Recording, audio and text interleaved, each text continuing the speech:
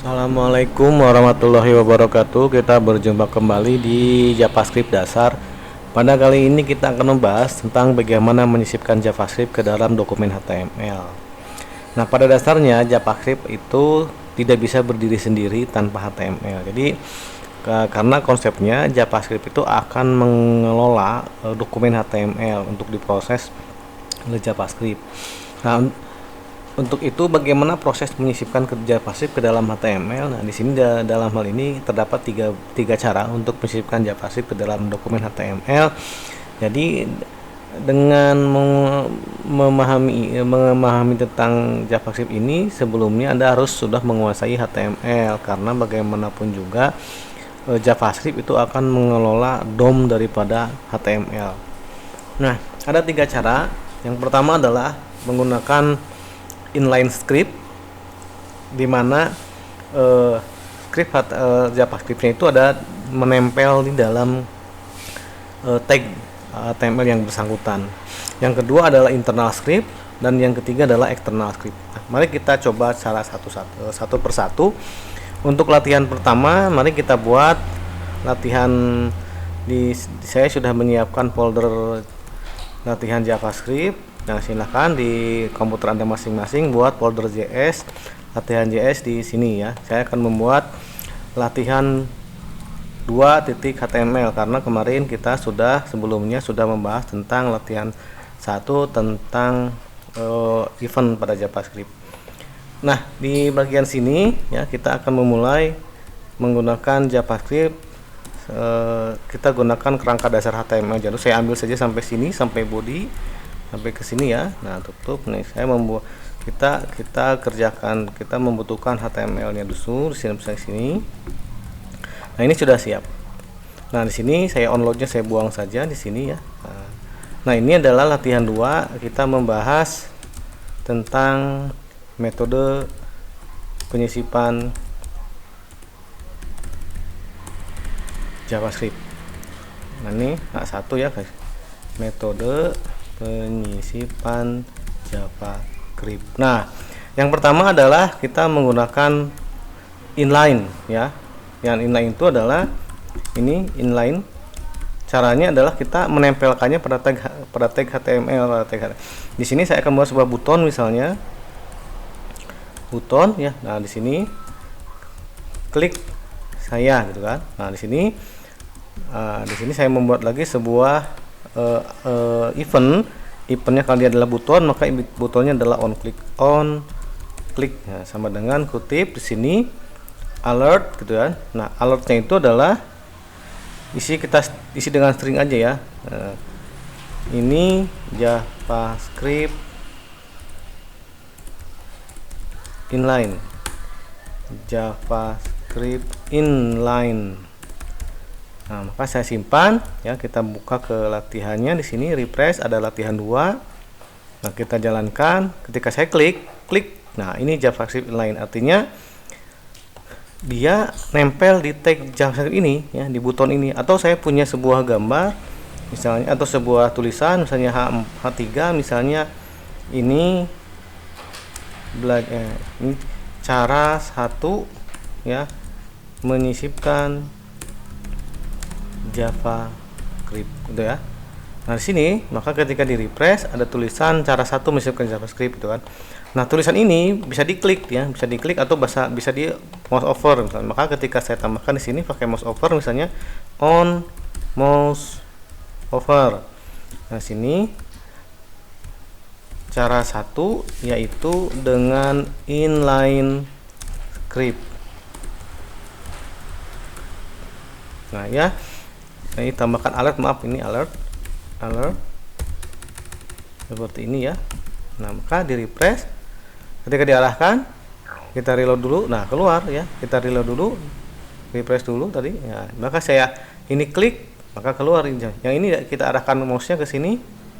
Nah, keluar cara 1 dengan inline script. Jadi kelihatan di sini di dalam tag HTML itu terdapat ya statement JavaScript di sini ya. Ini adalah statement alert, itu ada statement JavaScript ya. Bisa tidak menggunakan kalkulasi matematika, misalnya di sini saya ganti on click-nya misalnya 10 kali 3, 10 dikali 3. Apakah yang keluar outputnya atau bagaimana ya? Saya refresh kembali. Di sini refresh, coba klik 30 ya. Berarti hasilnya di sini bagian sini, di bagian alert ini kita bisa mengisi operasi matematika gitu ya. Nah, atau bahkan di sini juga sama, yang penting dia outputnya adalah menggunakan alert gitu kan. Nah, di sini cara yang seperti ini cukup mudah ya. Karena apa? Karena dia cuma satu baris. Tapi kalau JavaScript sudah berbaris-baris, ada 5 statement saja. Ini satu statement ya, ini satu statement, ini juga satu statement. Bagaimana kalau ada 2 atau 3 statement, bahkan berpuluh-puluh statement? Cara ya ini tidak cocok gitu kan, tidak bagus gitu kan. Nah, maka untuk mengantisipasi kekurangan cara yang pertama, yaitu kita menggunakan internal script ya. Internal script itu seperti ini. Jadi kita simpan yang latihan 2 ini, kita save as ya untuk mudahnya, atau buat file baru ya, simpan dengan nama latihan 3. Latihan 3 itu nah, kita buat latihan 3, misalnya latihan 3.js ya. HTML ya. Nah, di sini prinsipnya sama ya, saya copy saja. Ini saya copy saja sampai body. Sini ini juga sama ya, ini juga sama. Nah, apa yang beda? Yang beda untuk ini, untuk bagian JS, untuk cara yang kedua yaitu kita membuat ini tag script di dalam block head HTML setelah tag title. Jadi nanti di sini tidak ada lagi proses statement di sini, nanti kita akan pindahkan ya. Ini tidak ada juga di sini, nanti kita akan pindahkan. Jadi bukan seperti itu. Tapi di sini caranya adalah kita membuat script. Nah, ini adalah cara yang kedua ya. Ini adalah cara yang kedua, yaitu internal. Kenapa internal script? Karena dia scriptnya masih di dalam dokumen HTML ya. Kenapa ini disebutnya inline? Karena dia dalam baris HTML, makanya inline, dalam baris HTML. Kalau internal berarti dia di dalam file HTML, tapi letaknya tidak di dalam baris tag, tapi dia di dalam blok script ini. Nah, di sinilah kita boleh mengetik codingnya. Oke, kita coba cara yang pertama. Di sini kita akan membuat function ya. Anggap saja seperti ini. Saya ketika saya mengklik, misalnya hitung gitu, maka dia akan menjalankan metode hitung ya. Di sini maka saya harus membuat metode di sini, karena dia menggunakan internal tidak bisa membuat seperti tadi, seperti halnya ini tiba-tiba seperti ini gitu kan. Nah, tiba-tiba seperti ini nggak bisa, dia butuh sebuah nama untuk memanggilnya. Nah, nama itu adalah sebuah function. Nah, function misalnya di sini adalah hitung.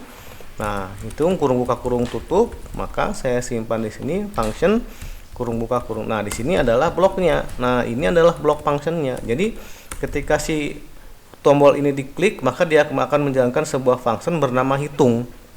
Nah, dan dia itu akan menelusuri di dalam script ini ada tidak fungsi hitung. Ternyata ada. Dan dia menjalankan apa? Dia menjalankan kalkulasi 10 kali 3 disimpan dalam box alert gitu. Hasilnya tetap akan sama. Kita perhatikan ya. Ini latihan 3. Kita lihat latihan 3. Nah, seperti ini. Nah, seperti apa latihan 3? Saya klik, hasilnya tetap sama ya. Cuman metode penyisipannya yang berbeda. Ini cara yang pertama, di sini hitungnya ya, alertnya di dalam line baris program.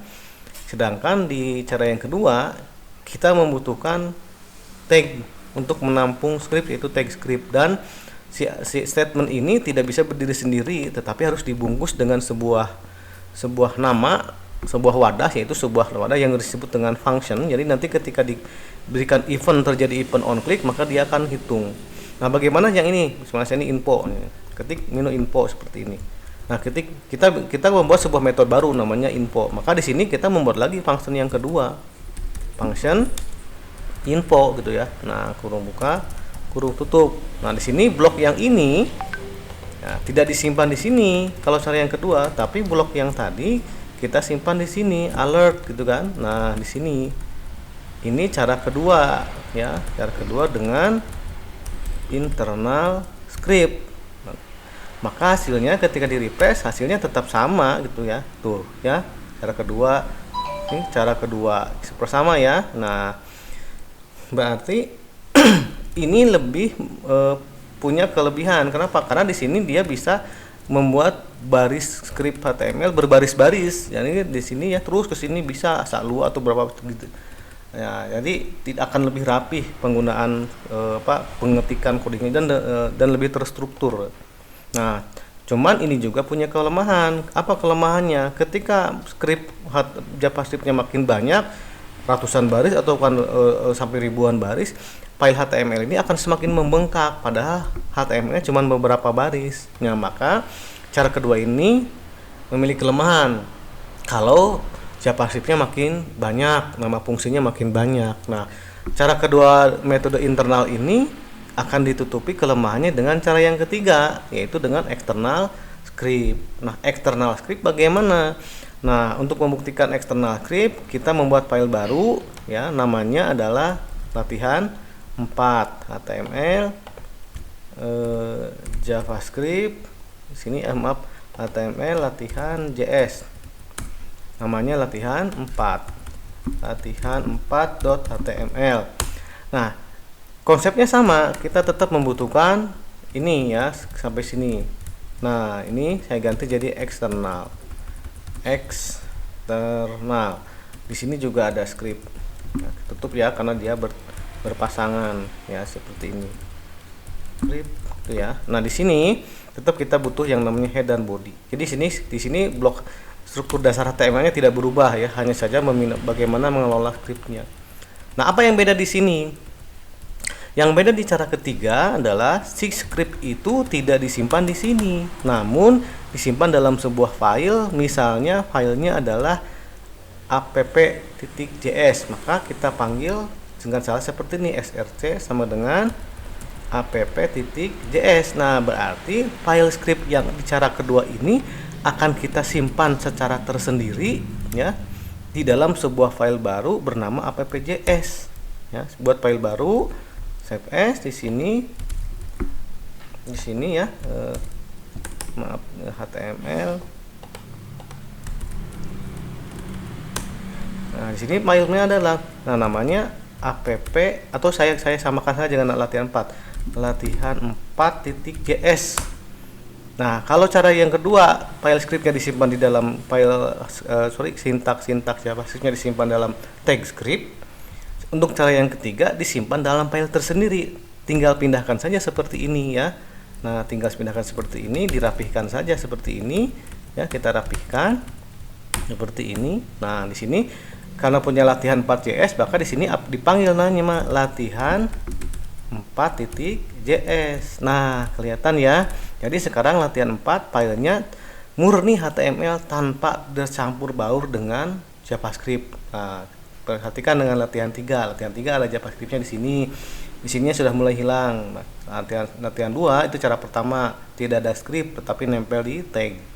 Nah, bagaimana cara keempat menjalankannya? Sama saja ya, tidak ada perbedaannya. Tinggal manggil, hasilnya pun akan tetap sama ya. Klik saya, nah, keluar kan. Nah, arahkan sama ya ini. Nah, ini cara 3 saya ganti ya, cara 3 dengan external script. Nah, tuh cara 3 ya, diarahkan. Nah, gitu ya. Nah, ini juga klik. Nah, itu ya. Jadi cara 1 bedanya, cara yang pertama perbedaannya, cara yang pertama adalah statement JavaScript-nya tersimpan di dalam tag HTML yang bersangkutan, misalnya di buton, di H1, di gambar dan seterusnya. Cara yang kedua yaitu internal script. Scriptnya dikelompokkan terpisah, disimpan dalam sebuah tag tersendiri yaitu tag script, di mana tag script disimpan dalam block head di bawah title. Nah, di sini semua metode proses pemanggilan menggunakan block function ya. Ini cara pembuatannya, nanti function akan dibahas tersendiri. Nah, cara ketiga adalah bagaimana mengurangi kelemahan daripada cara kedua, karena semakin besar, makin banyak function dan scriptnya, file HTML-nya akan semakin bengkak. Jadi kita pisahkan antara file HTML dan file JavaScript. HTML namanya .html, di JavaScript disimpan dengan nama .js. Nah, tinggal membuat function-functionnya saja yang diperlukan. Kemudian di latihan 4 tinggal memanggil dengan script, tambahkan atribut src dan sebutkan file JavaScript-nya seperti ini ya.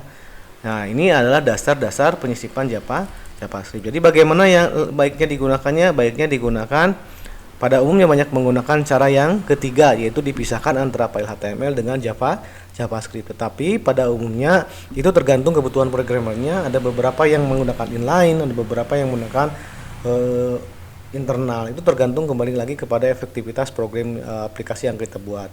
Oke, untuk sampai untuk kali ini ya silakan diikuti, nanti filenya akan saya simpan di GitHub. Terima kasih. Assalamualaikum warahmatullahi wabarakatuh.